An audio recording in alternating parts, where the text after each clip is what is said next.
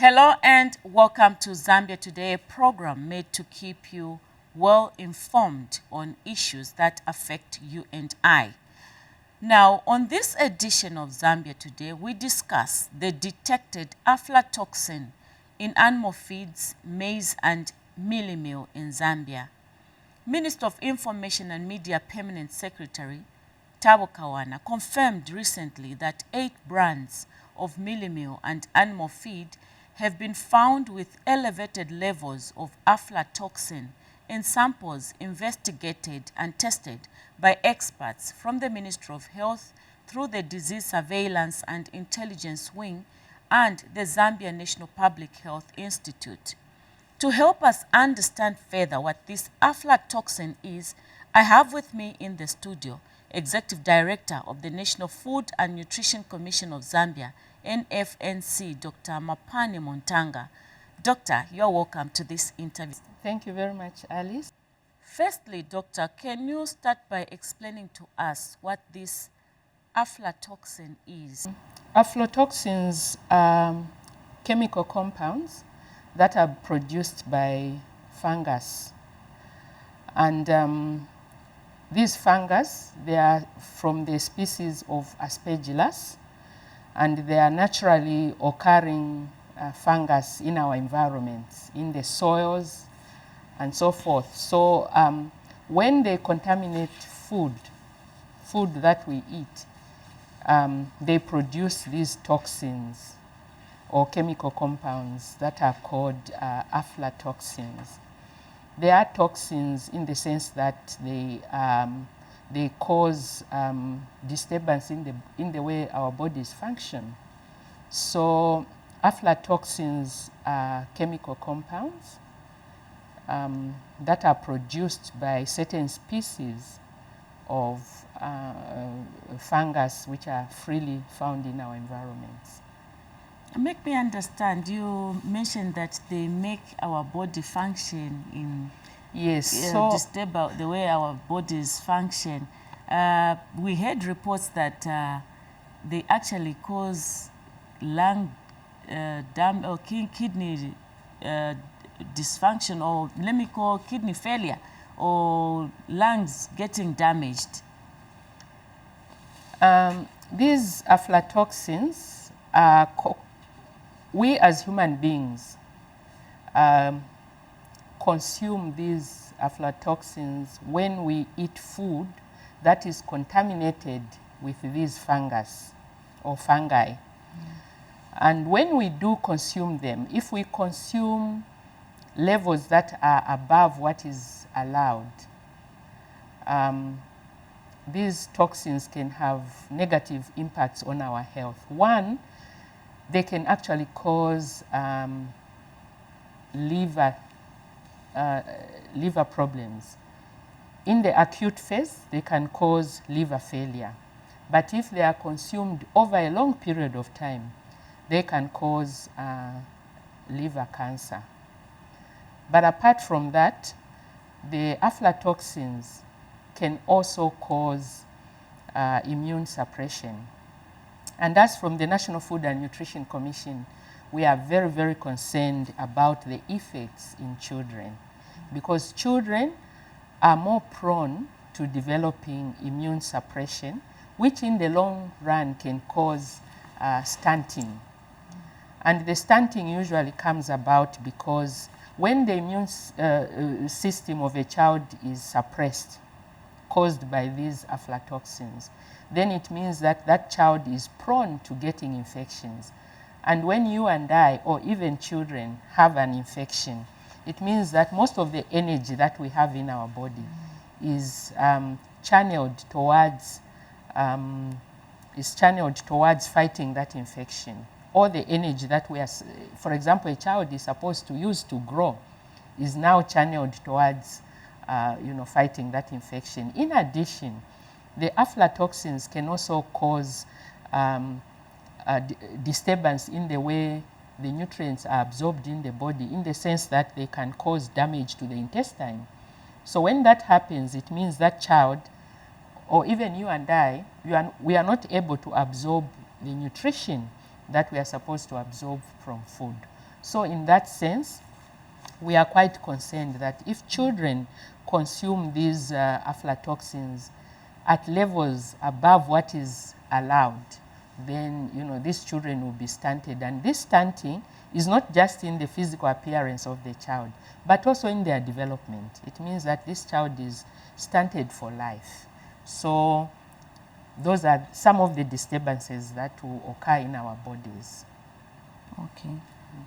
So it's now a serious concern in Zambia, isn't it?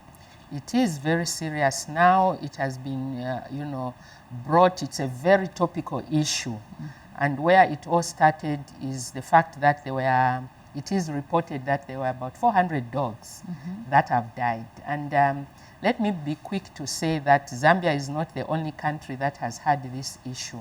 In a lot of places, actually, dogs, unfortunately, usually bring this issue to the attention of the community.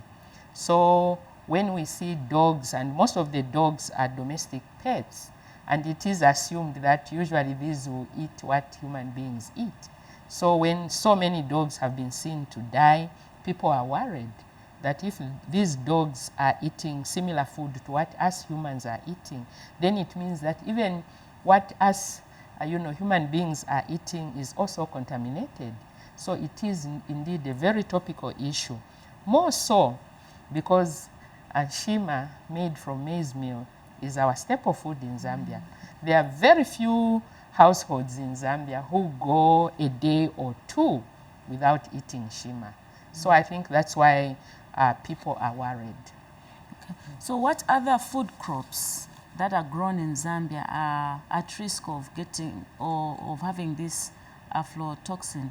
Because we've been talking about maize and mealie meal, but we would like to know other crops or other foods that we are consuming as Zambians that are at risk.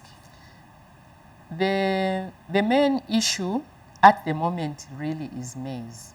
But historically, Zambia also has had the issue of aflatoxins in groundnuts or peanuts. And this has been going on for a long time, to such an extent that sometimes when our food crops are taken to international markets, they are actually rejected because of the high levels of aflatoxins in them.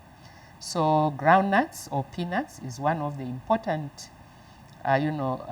food crops that is also affected. But apart from that, any crop that we grow in Zambia that is not properly handled during harvesting, during storage, transportation, processing, can also be contaminated with aflatoxins. And this includes crops like sunflower seed, sweet potatoes, sorghum, millet. And just to expand on that, in certain sections of our societies, people like to eat, for example, dry fish, dry meat. These are usually dried. And if the drying process is not okay, they can also be contaminated by aflatoxins. And the bad part of it all is that you can't see aflatoxins, you can't smell them, you can't even taste them. The only way that you can know is if that food is tested in the lab and it is found to have a high level. Yeah, so those are some of the food crops. Unfortunately, also some of our foods like fruits from our bush, if if it's not dried properly, if it's not handled properly, it may also be contaminated. Because as I said, these the aspergillus, these are the fungi or the fungus that causes, that produce these aflatoxins, and they are freely found in our environment. So for example, if a fruit drops from a tree and it stays on the ground for a long time, and then maybe as it is decomposing, it can be contaminated. And if then that fruit is picked up by someone, not cleaned properly, and that person then can end up consuming these aflatoxins. But I must be quick to add that toxicity arising from these aflatoxins usually is over a prolonged period of time. It's not that you eat today and tomorrow you are sick.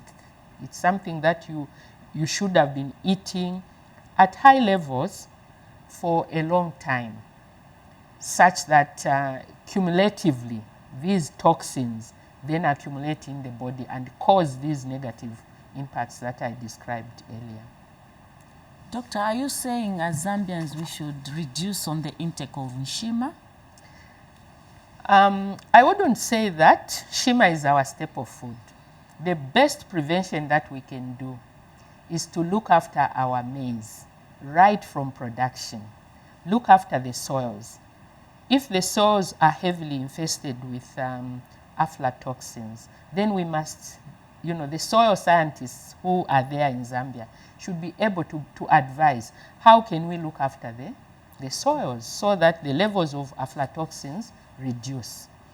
When it comes to harvesting, the way we harvest our maize, the way we dry it, it should be in such a way that the maize does not get contaminated. I recall years back when I used to visit my grandmother.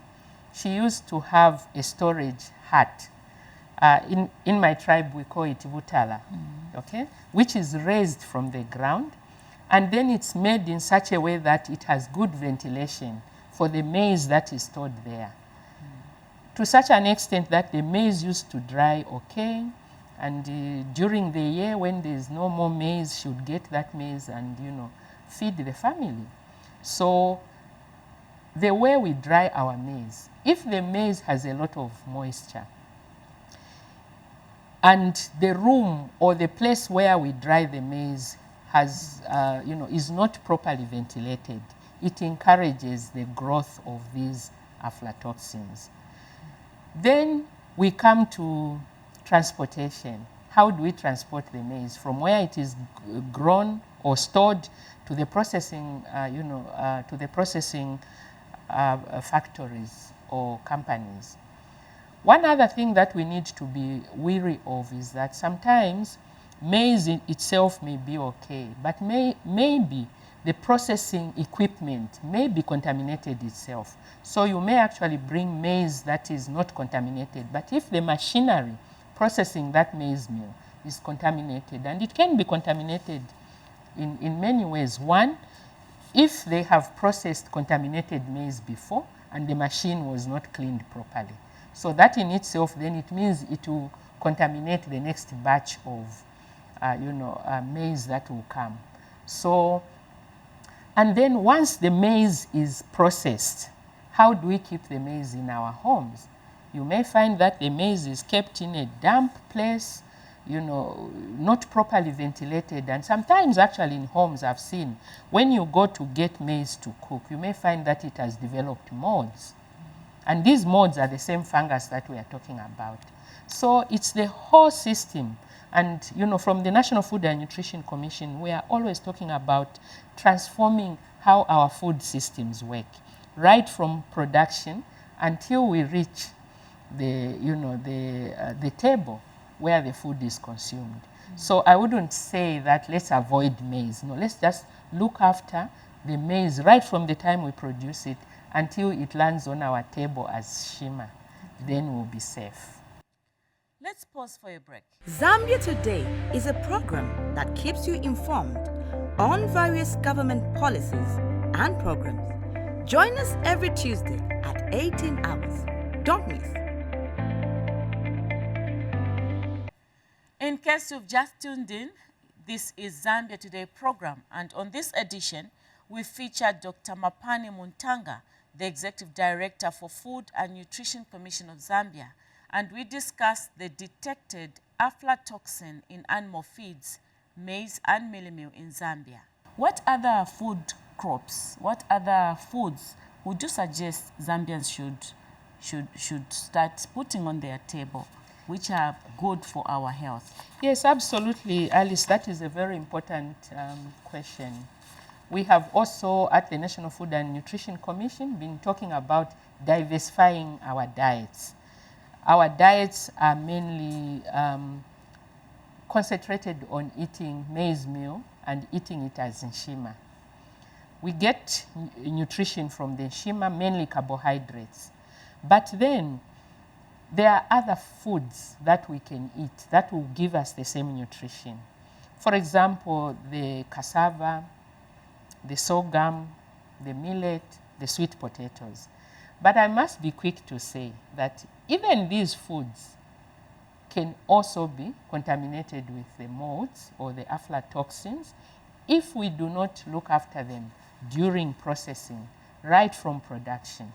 But we are very keen for Zambians to diversify their diets, because that also reduces the risk, because maize is the most widely grown crop in Zambia. So if we grow other crops, then we'll reduce that risk of getting aflatoxins from maize. Okay. As NFNC, what steps have you taken to monitor and regulate and mitigate aflatoxin levels in the foods that we eat? Yes, so as I said earlier, Alice, the issue of aflatoxins in Zambia is actually not new. This is something that has been going on for a long time. Now it has become a topical issue because of the current situation. And let me just here add that the levels of aflatoxins in food usually increase due to an interplay between three factors. One, the fungus themselves, which are freely occurring in the environment, the host, and the host here is the food, the maize, the peanuts or groundnuts, the sorghum, the sweet potatoes, and all. And how these interact with the environment. And when we say the environment here, we are talking about the climate change. Climate change has brought about heat waves, flooding, which can cause residual dampness in storage houses, even in the soil. Okay, if there's flooding, So at the National Food and Nutrition Commission, what we have been doing is teaching the farmers, at ground level, how to look after their soils, when to plant, so that we don't expose the crops to humidity crisis, to water, crisis, or even to heat crisis. Harvest at the right time. And when you harvest, how do you store your food crops? So these are programs that are already running in the, in our farming communities, particularly with, small-scale farmers that we work with for food security at household level.